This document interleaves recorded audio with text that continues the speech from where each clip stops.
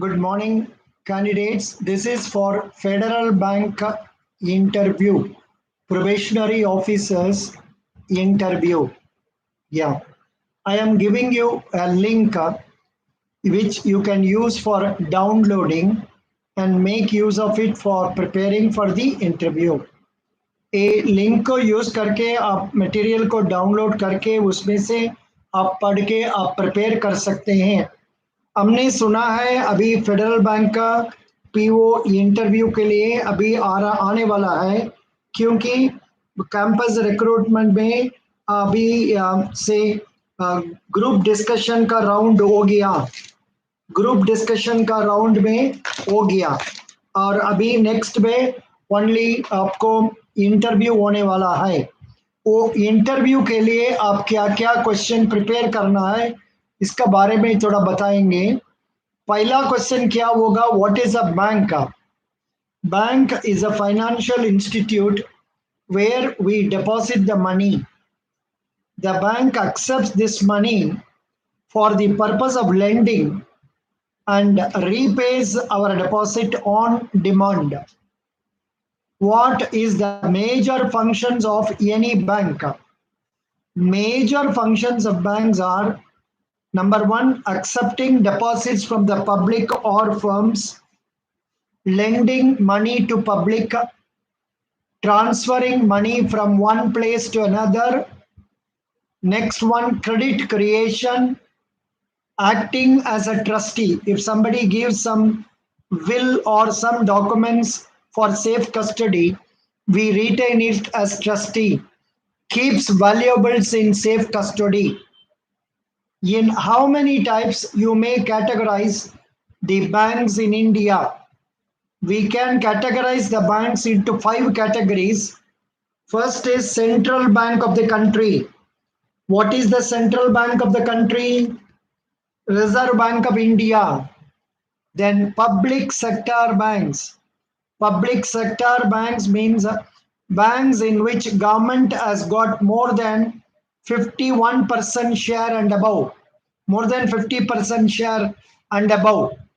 A reverse of that is private sector, where the investment of the government is less than 50% of the capital.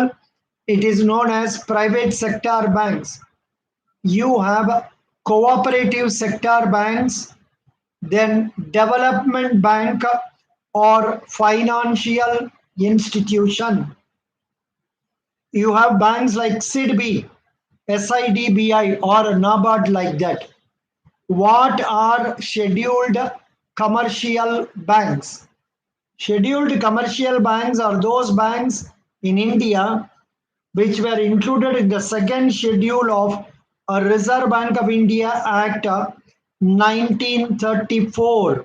In those days when the act was introduced, the condition was they should have a paid up capital in reserve of 5 lakhs only in those days. Under which act were the State Bank of India and subsidiaries were nationalized. It was nationalized under State Bank of India and subsidiaries under SBI Act 1955. Subsequently, those subsidiaries have been merged with the State Bank of India. Now we have only one State Bank of India. What is a non-scheduled bank? Non-scheduled bank in India means a banking company as defined in Clause C of Section 5 of the Banking Regulation Act. Non-scheduled bank in India means a banking company as defined in Clause C of Banking Regulation Act, but that is not included under the scheduled list. What are cooperative banks? Cooperative banks are organized under the provision of Cooperative Credit Society law of the state. Major beneficiary of this bank is agricultural sector. In which year Indian Banks Association was formed? And initially how many members were there? It was formed on 26 September 1946 with 22 members. What is CRAR? What is CRAR? CRAR means, what is that? The Reserve Bank of India has made a norm that every bank has to maintain an adequate amount of capital on continuous basis, and this adequacy of capital is measured in terms of capital to a risk weighted asset ratio, which is also known as CRAR. CRAR. What is the minimum amount of money that should be remitted through RTGS? We can remit rupees 2000 minimum through RTGS, a real time gross settlement. Who insures banks in India? Deposit Insurance and Credit Guarantee Corporation of India. They are insuring bank deposits up to rupees 5 lakhs. In each depositor name, up to 5 lakhs deposit is insured by DICGC. DICGC, now who is the chairman of that? Google.com. We can go to that and search DICGC chairman. Abhi, the present chairman's name is Michael Patra. Michael Patra, one of the deputy governors of Reserve Bank of India. He is the say chairman of DICGC. DICGC guarantees bank deposits up to 5 lakhs in one bank in one name. So that is a point to be remembered. DICGC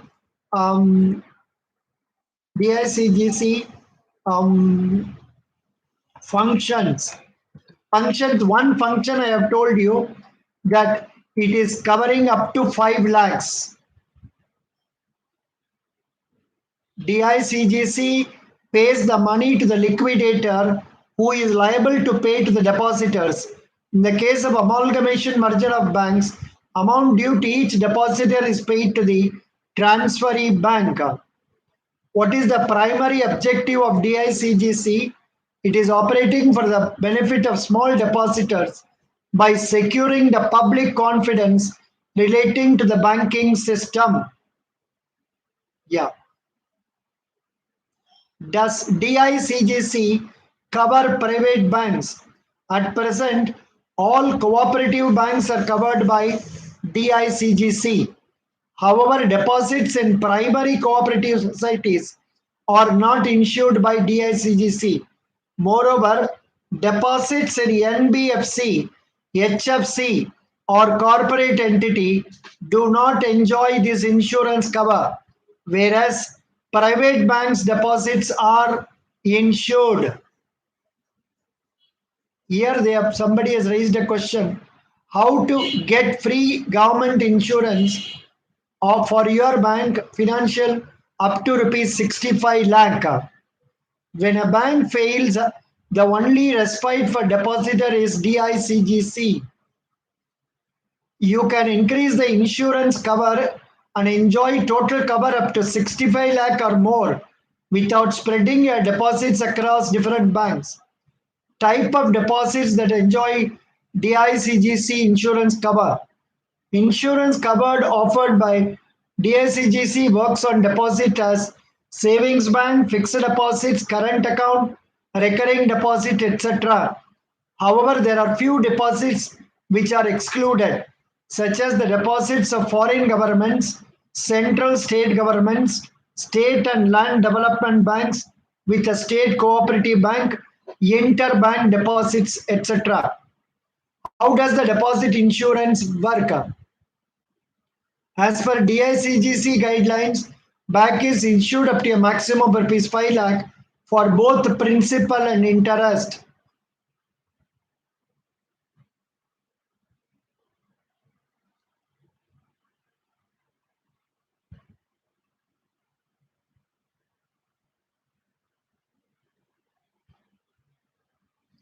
Depositors can open fixed deposit in the same bank but in different rights and capacity.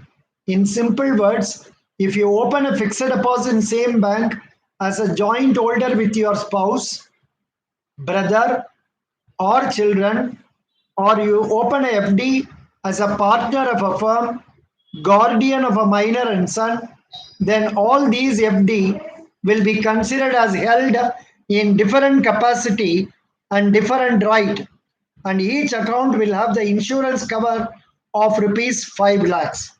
Thank you, friends. We will see afterwards. Bye.